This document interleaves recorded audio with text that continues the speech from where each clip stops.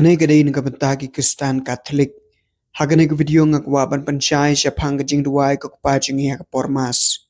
Kajingi ka jong kabalang Catholic kambu hukum bagi pajba ke bai shimbenta hak pormas kide ban pli lene ban kneri laki kiti bagi duai kajing duai ke kupajingi. Karkom kajing tho ke bangi yo na ke roman misal. Umdon kano kajing tho ke baong.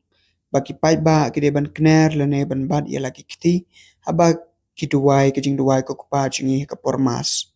Hanrei ke ei ke badan kam yang ikum ki Kristan Catholic kalong bangi dei ban yeshim benta da ka badan burom lane da ka bariu blei. Lada don kino ke bakner ya laki kiti. Kalaban dei kat kum ka dostor jong kacaka kata kalong ke babiang. Da ka benta uling do baknya ya kamas bakhoi. Karoman misal ke hukum ba udai ban duai ya kajing duai ko kupajingi da ka bapli bat kener ya laki kiti. Kanai kapan pau ya kapan tajong ukum ubaya lam ya kajing mane pajba. Na kapan tagi lingdo ke baya shimenta haka pormas. Katkum kajing hikai na kakod roman misal sla aspa lai penyo. Kilingdo ke baya shimenta ru kidei ban pli bat kener ya laki kiti habaki duai ya kajing duai ko kupajingi.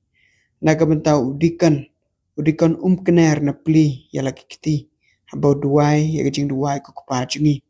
Hanrei udai ban pandai lang ya laki kiti kum ki pajba. Shibun ki bishop bar ki riu shampang hak liturgi ki penslori ki pajba ban duai daki kiti ki bay pandai lang. Namar da ka ba pandai ya laki kiti kadai kadak ka ba kerpang ban ya shimbenta med ban nasim. Kum ta kerukum ka ba biang tam kalong ban buat ya kajing tho na ka roman misal.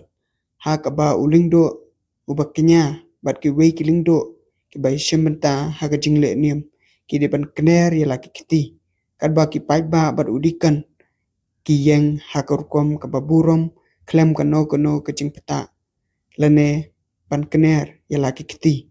Ka ba biang ban ya shimbenta da ka ba pandai jingmod kadai ban pandai ya laki kiti. Blay unkur do yepi.